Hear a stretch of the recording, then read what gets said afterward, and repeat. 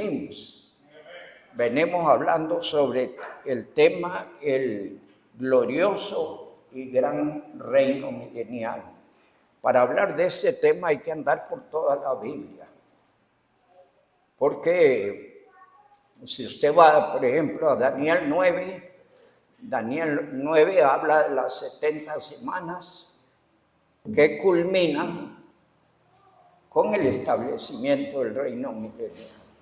¿Sí?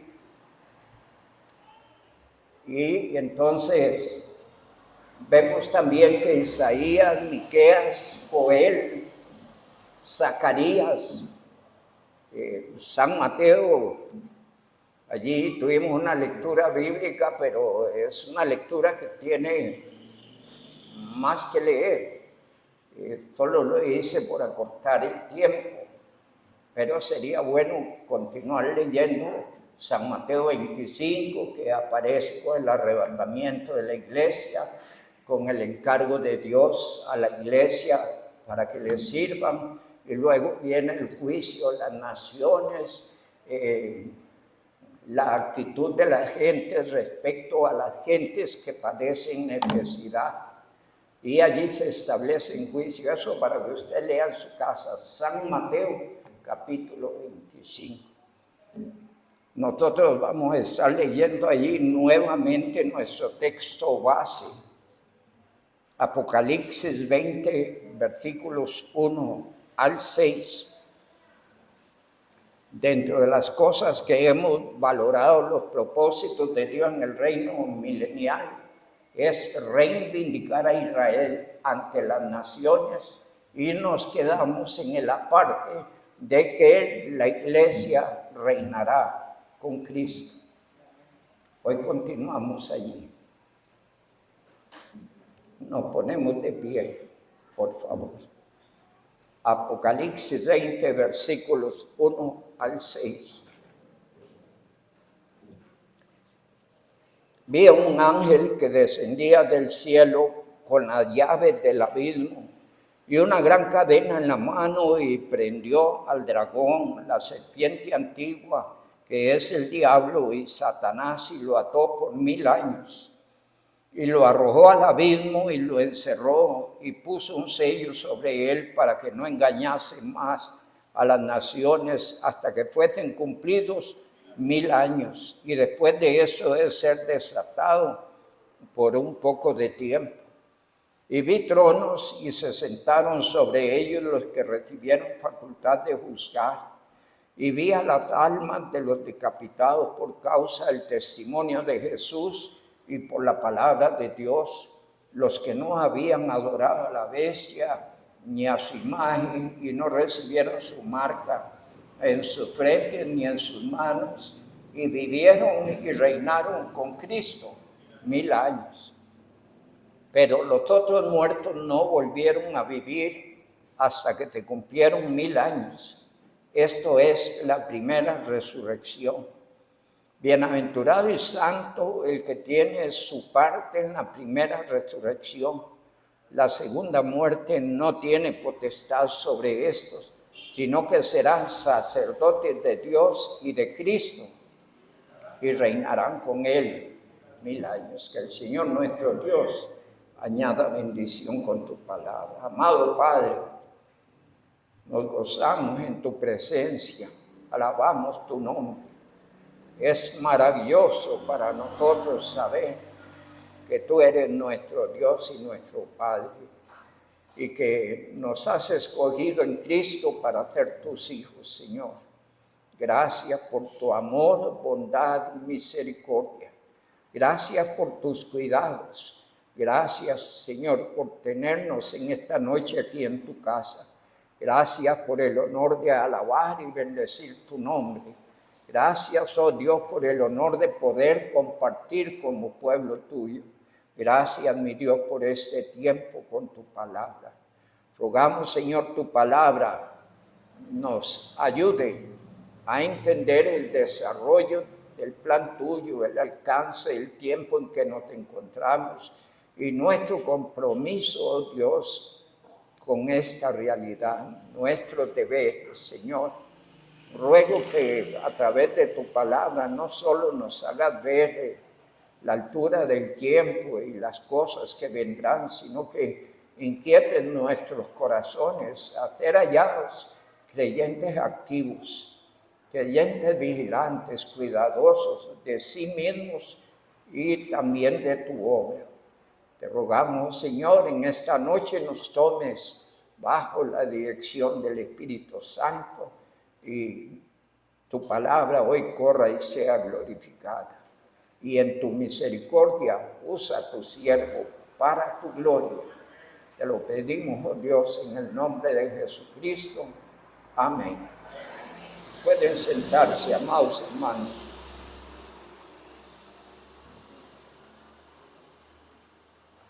La palabra del Señor nos deja ver allí en el capítulo 5 de Apocalipsis. Apocalipsis capítulo 5 habla de la obra de Cristo en nuestro favor y de la dicha que ostentamos. Dice el 9, es un versículo de exaltación, alabanza y reconocimiento a nuestro Dios. Y cantaban un cántico nuevo diciendo: digno eres de tomar el libro y de abrir sus sellos, porque tú fuiste inmolado y con tu sangre nos has redimido para Dios de todo linaje, lengua, pueblo y nación, y nos has hecho para nuestro Dios reyes y sacerdotes. Y luego, ¿qué dice? Y reinaremos sobre la tierra, porque el gobierno de Cristo, ¿a dónde será? En la tierra. En días anteriores dijimos que la humanidad nace en una teocracia, es decir, bajo el gobierno de Dios. Pero ya a la altura del capítulo 5 y 6 de Génesis, encontramos que la gente se revela a esa teocracia. Y dice el verso 5 específicamente que le volvieron la espalda a Dios, se volvieron contra Dios. Entonces Dios forma un pueblo para que este pueblo viva dentro de una teocracia. Y en el periodo propiamente de Moisés o Josué y posteriormente los jueces, se vivió esa teocracia. Pero a la altura del ministerio de Samuel, el pueblo de Israel rechaza esa teocracia. Y entonces, ya a la altura de Cristo, Cristo viene nuevamente a traer esa teocracia. Pero ellos rechazan al rey porque no quieren que Cristo gobierne sobre ellos.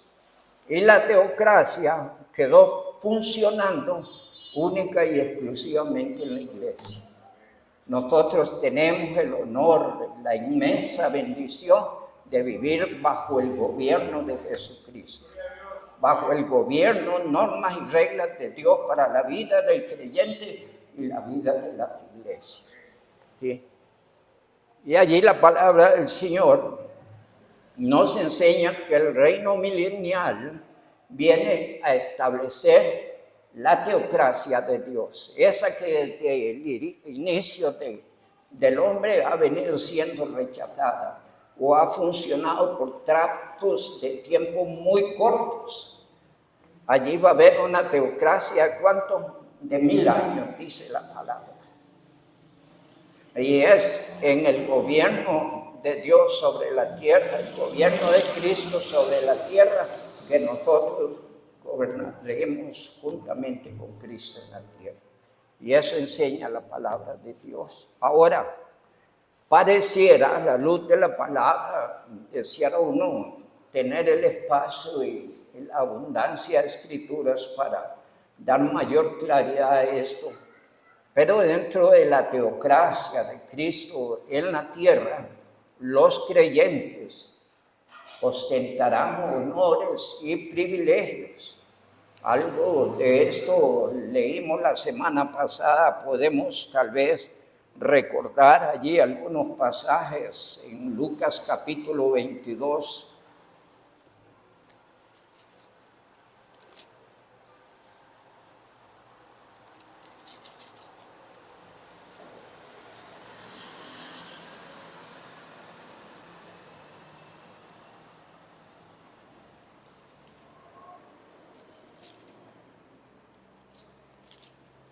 Lucas capítulo 22, versículos 28 y 30.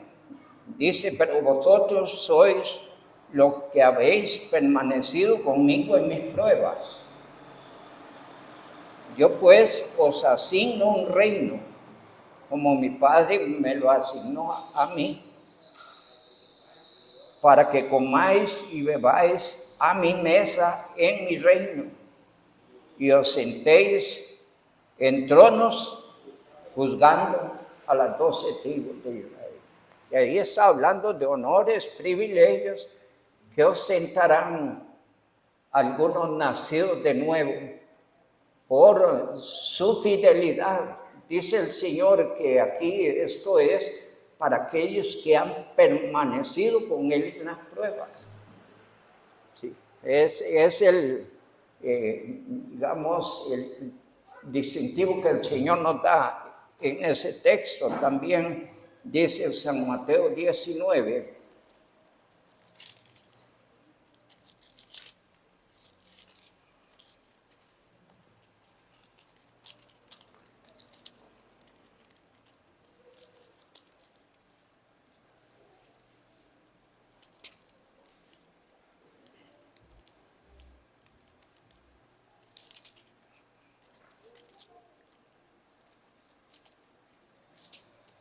San Mateo 19, versículos 27 al 30. Entonces respondiendo Pedro le dijo, he aquí nosotros hemos dejado todo y te hemos seguido. ¿Qué tendremos?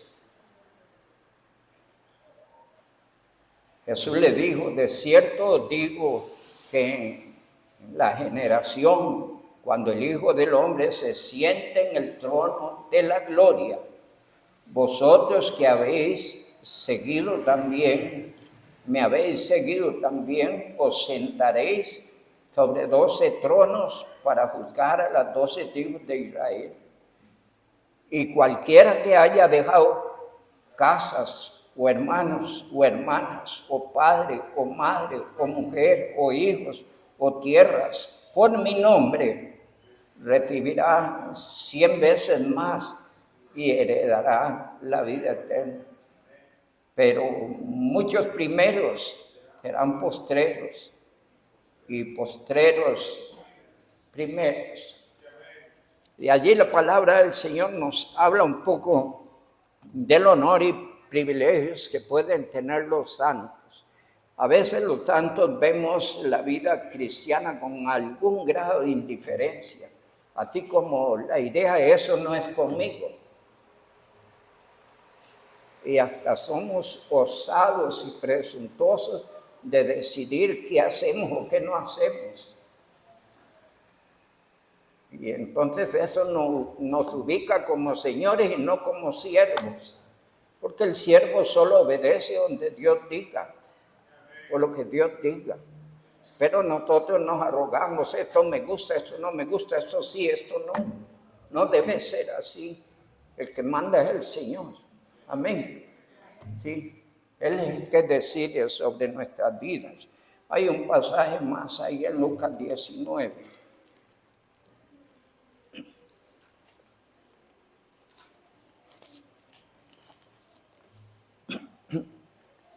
Versículos 15 al versículo 19.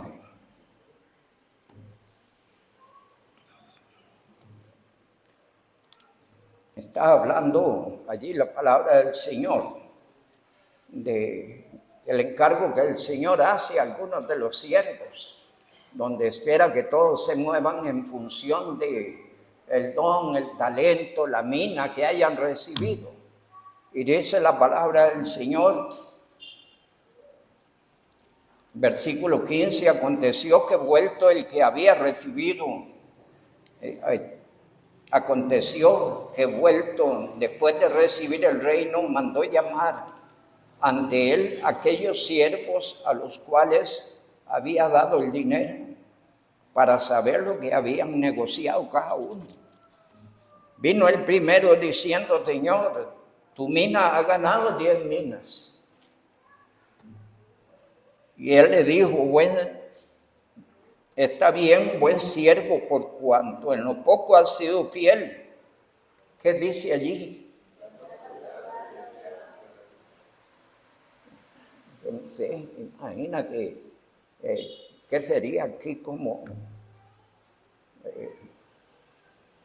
alguien, para poner una mala comparación, como alguien encargado de toda la provincia de Alajuela, o en la provincia de Cartago, o de Guanacaste, no sé, pero está diciendo el Señor que lo pondrá sobre 10 ciudades. Y dice más la palabra: vino otro diciendo: Señor, tu mina ha producido 5 minas. Y también a este dijo: tú también sé sobre 5 ciudades. Vino otro diciendo: Señor, aquí está tu mina, la cual he tenido guardada en un pañuelo, porque tuve miedo de ti, por cuanto eres hombre severo, que tomas lo que no pusiste y ciegas lo que no sembraste. Entonces él le dijo: siervo malo, por tu propia boca te juzgo. ¿Sabías que yo era hombre severo, que tomo lo que no puse y ciego lo que no sembré? ¿Por qué pues no pusiste mi dinero en el banco, para que al volver yo lo hubiese recibido con los intereses? Y dijo a los que estaban presentes: quitarle la mina y darla al que tiene 10 minas. Y ellos le dijeron: Señor, tiene 10 minas. Pues yo os digo que a todo el que tiene se le dará, mas al que no tiene, aún lo que no tiene se le quitará. Y también aquellos mis enemigos que no querían que yo reinase sobre ellos, ya él los sacáis decapitados delante de mí. Y allí encontramos, amados hermanos, he leído estos 3 pasajes porque dejan ver que la vida de servicio tiene un efecto para servir en el gobierno de Cristo, en el reino milenial. ¿Qué hará el Señor? Yo no sé. Lo que sí sé es que la palabra habla de esto. ¿Por qué el Señor habla de esto? ¿Acaso estas escrituras no buscan interesar al creyente sobre las cosas espirituales? ¿Acaso no busca interesar a los creyentes en favor de la obra del Señor? ¿Acaso estas escrituras no llaman a los creyentes a mantenerse ocupados en favor de la obra? Porque caminamos al tribunal de Cristo, eso es innegable. Haga el creyente o no haga, estará ante el tribunal de Cristo. Y allí se cerró las oportunidades de servir. Se acabó. ¿Sí? La historia nuestra como servidores se va a acabar el día que usted y yo nos vayamos, o que Cristo venga por la iglesia. Y entonces la escena que sigue es ante el tribunal de Cristo. Volvamos a leer 2 Corintios, por favor, capítulo 5.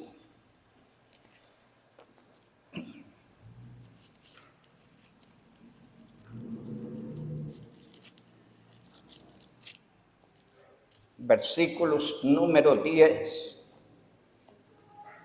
Porque es necesario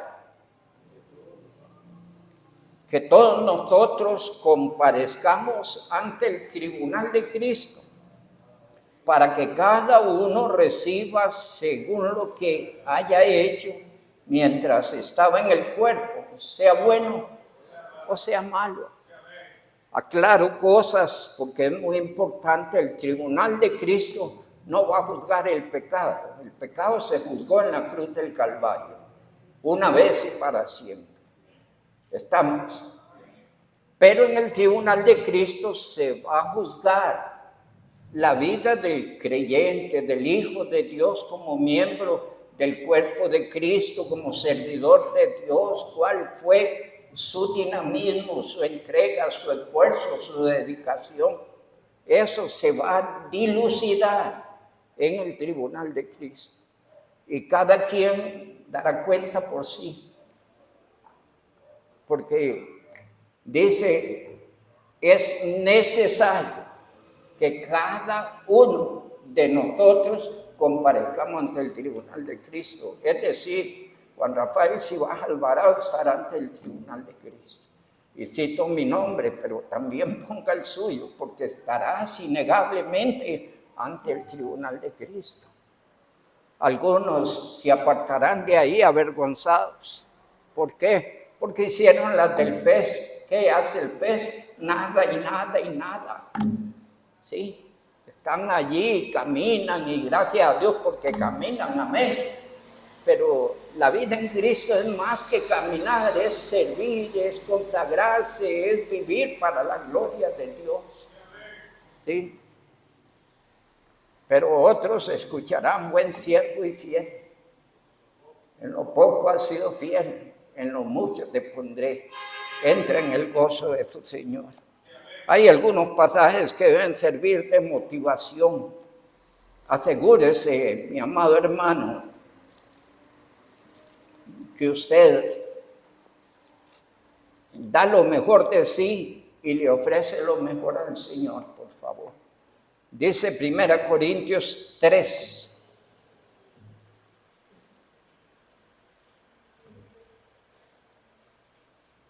A partir del verso 7. El verso 7 dice, nadie se crea sobre los demás en lo que está haciendo.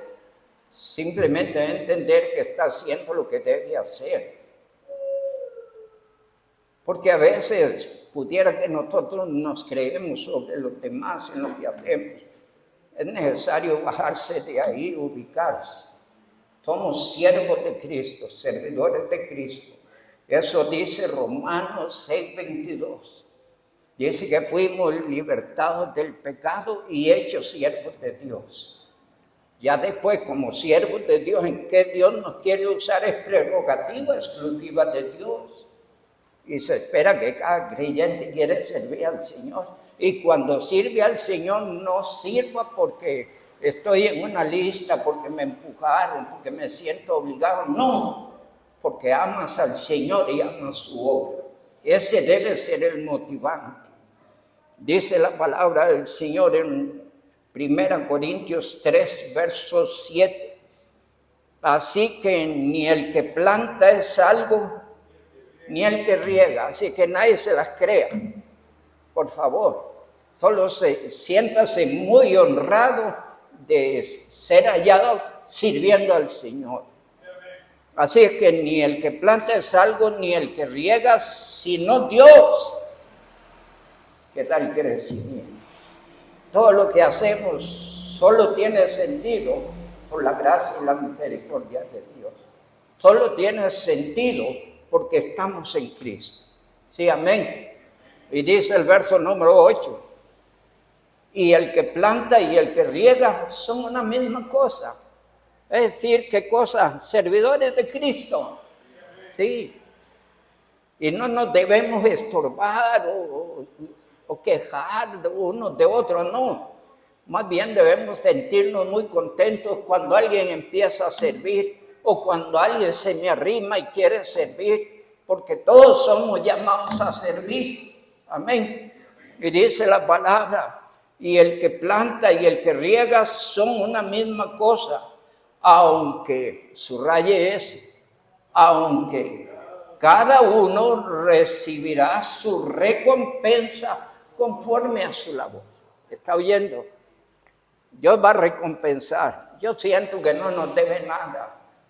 Debemos darnos por satisfechos con el inmenso y glorioso regalo de la salvación.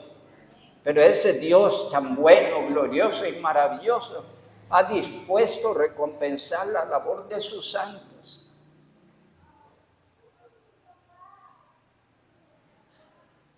Y esto debe, hermanos, motivarnos. Es una motivación hecha que Dios hace a los creyentes para que en la obra procuremos servir, por favor. Dice el verso número 9, porque nosotros somos los colaboradores de Dios. ¿Qué somos en Cristo? ¿Qué somos en la iglesia? Colaboradores de Dios. Eso dice la palabra. Y vosotros sois labranza de Dios, edificio de Dios. Pablo está hablando a los corintios, les dice que son ellos colaboradores de Dios y ustedes el resultado de ese trabajo. Es lo que está diciendo el texto, verso 10. Conforme a la gracia de Dios que me ha sido dada, yo como perito arquitecto puse el fundamento y otro edifica encima. Subrayemos la frase que sigue. Pero cada uno mire cómo sobreedifica. Todo trabajo tiene valor, sentido y razón de ser solo en la base de la persona y obra de Cristo. Dice el verso 11, porque nadie puede poner otro fundamento que el que está puesto, el cual es Jesucristo.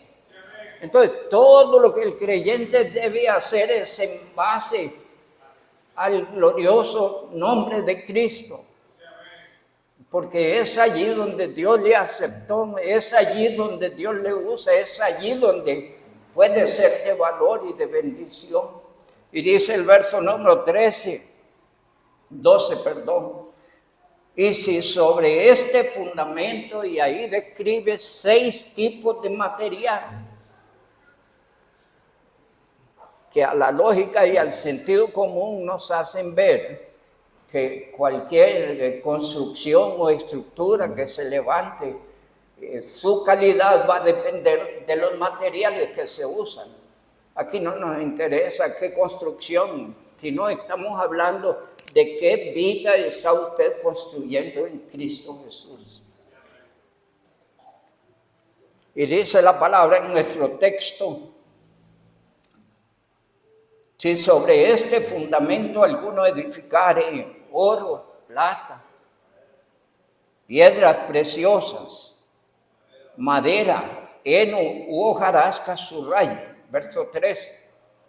La obra de cada uno se hará manifiesta, porque el día la declarará, pues por el fuego será revelada, y la obra de cada uno cual sea, el fuego la probará. ¿Qué está diciendo ese versículo número 13?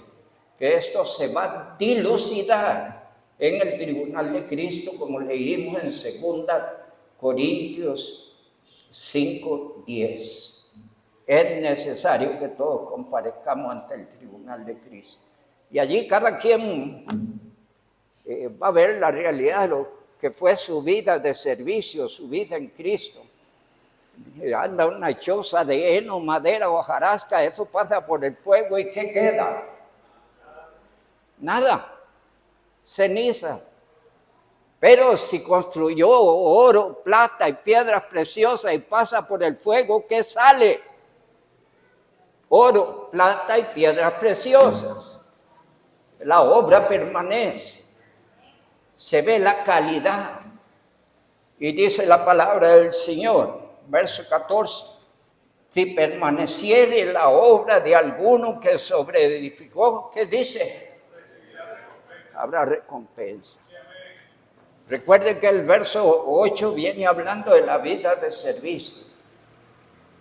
Sí, somos colaboradores de Dios, labranza. Y ahí viene hablando la palabra del Señor de la vida de servicio en la obra. Dice el verso 15, si la obra de alguno se quemare, él sufrirá pérdida.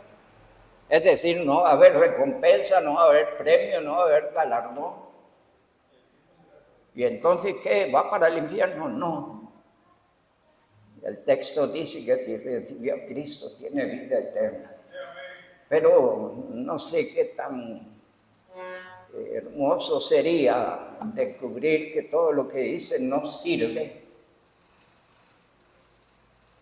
que no me lo tomé en serio, que no fui responsable, que no le puse ganas delante de Cristo aquel día.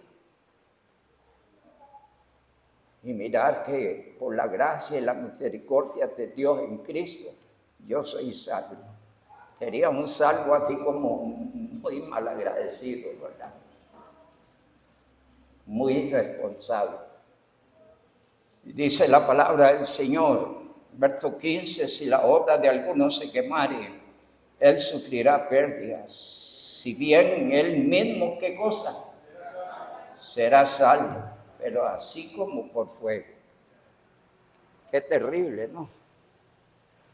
Hermanos, la iglesia va a gobernar juntamente con Cristo, pero en algunos honores y privilegios que habrán en el gobierno de Cristo, se ganan en el servicio al Señor en esta tierra, en la iglesia. No mire la iglesia con indiferencia. No mire el servicio al Señor con indiferencia. No mire su don, su talento con indiferencia. Es una oportunidad maravillosísima y gloriosa de poder servir al Dios que vive.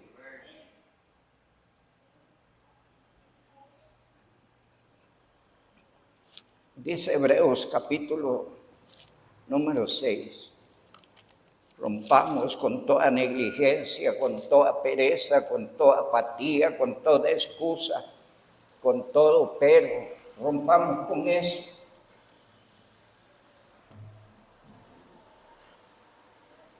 Será ante el tribunal de Cristo que se verán las pérdidas o las ganancias. Veremos si nuestra vida espiritual fue una vida que tuvo sentido o una vida que fue poco más o menos. Hay creyentes que tienen una vida espiritual poco más o menos. Y hay otros que están consagraditos, dedicados, esforzados, dándose aún más allá. Recuerdo cuando David fue a ofrecer sacrificio a Dios y fue donde el rey Arauna y le dice a Arauna que por favor le venda para ofrecer sacrificios. Y entonces Arauna le dice, tome lo que sea necesario y vaya ofrézcale a su Dios. Y entonces David le responde a Arauna, no, sino que yo te lo pagaré, porque no ofreceré a Jehová sacrificio que no me cueste. ¿Está oyendo? Yo sé que hay muchos peros, muchas trabas, muchas cosas en que estamos involucrados, pero no debe haber excusa. Hermano, a Dios se le ofrece lo mejor.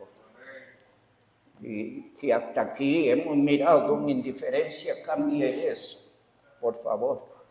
Gracias a Dios, hasta ahorita Cristo no ha venido y ese tiempo significa para nosotros una preciosa y gloriosa oportunidad para reivindicarnos como servidores de Dios. Dice Hebreos capítulo 6, versos 10, 11 y 12. Porque Dios no es injusto para olvidar vuestra obra. ¿Qué significa? Dios está llevando cuenta de todo lo que usted hace, de su esfuerzo, de su dedicación, de su sacrificio, de sus carreras. Voy a hacer mención de un hermano que está trabajando en Sarcheo, Valverde Vega. Voy a hablar de él por las características que le distinguían como miembro de la iglesia. Y es que él siempre llegaba a los cultos.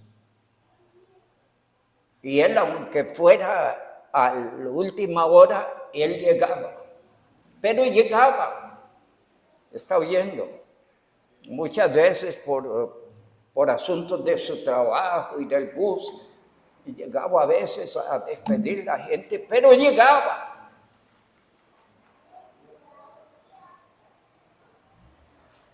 ¿Recuerdan el Salmo 27:4? A ver, todos juntos.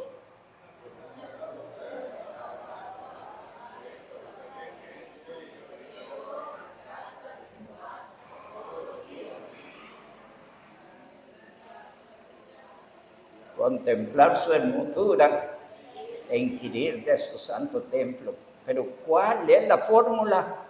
Que esté yo. Y hermano, habrá que sacrificarse, a ver, correr un poquito más, hacer ajustes de tiempo, pero el tiempo del Señor hay que estar allí, aprovecharlo. Dice el verso número 11. Pero deseamos que cada uno de vosotros muestre la misma solicitud hasta el fin. ¿Qué significa? No afloje. Manténgase firme, fiel, constante, haciendo la voluntad de Dios, sirviéndole al Señor.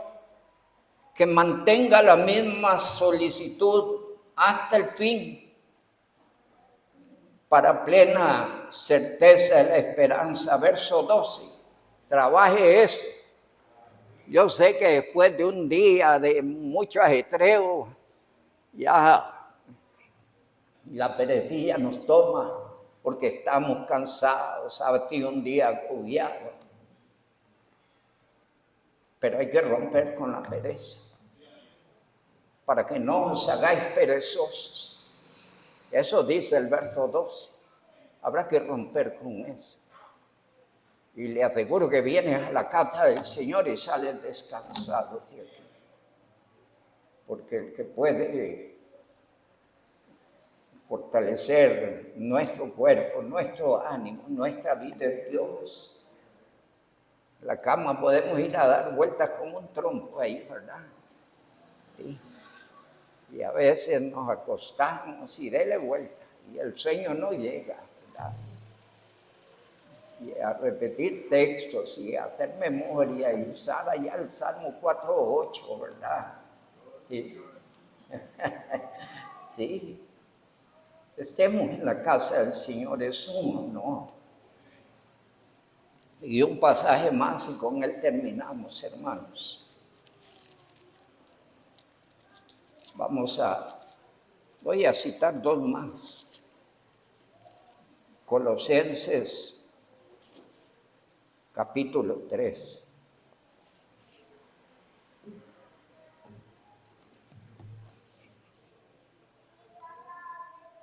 Hay un subtítulo allí en el capítulo 3 invita a buscar las cosas de arriba, versículos 1 y 2, versículos 5, empieza a hablar del cambio que hay en Cristo respecto a la vida antigua y la vida nueva.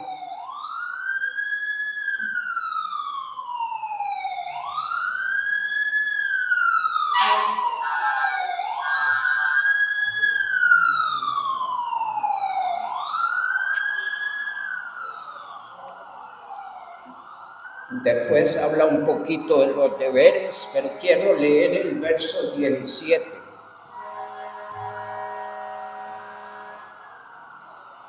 Vamos a tener que hacer una ligera pausa.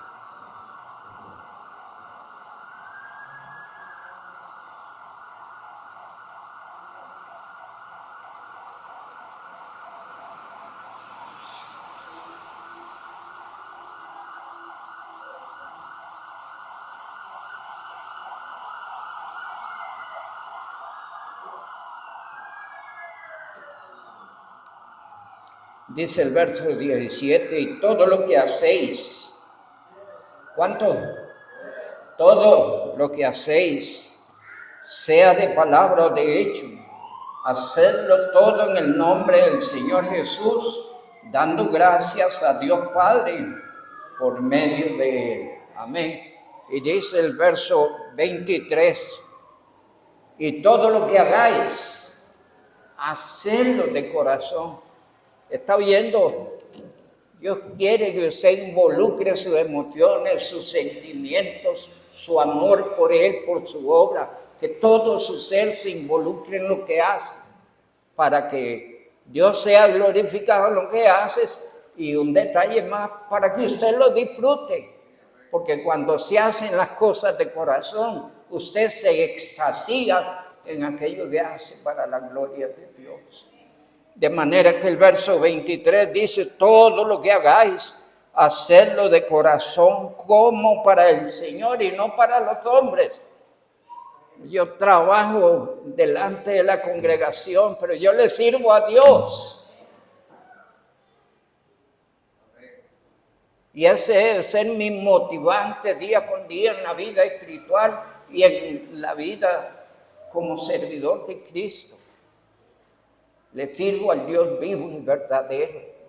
Y sean lo que sea el músico, el director, el que barre, el que cocina, el que evangeliza, el que discipula, el que predica, todos, hermanos, debemos hacerlo de corazón y disfrutarlo, porque Dios nos ha llamado para disfrutar la vida de servicio hacia su nombre. A veces habrá un precio que pagar, pero es necesario. Dice el verso número 24, sabiendo que del Señor recibiré la recompensa de la herencia, porque a Cristo el Señor servís. Tal vez aquí nadie aprecia lo que usted hace. Tal vez no lo valoran, lo critican, lo ven feo, etcétera. Pero no le estorbe eso, usted sirve a Cristo. Concluyo con un pasaje más. Primera Pedro, capítulo 4, versículo 10. Cada uno. En la iglesia, ¿cuántos? Cada uno en la iglesia. ¿Sí?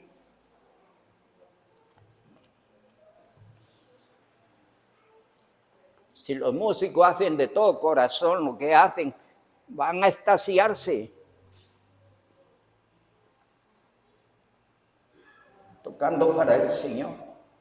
Y si los maestros hacen todo lo que hacen, la enseñanza para los niños, van a disfrutar eso. Y así en todos los campos y ministerios. Dice el verso número 10, cada uno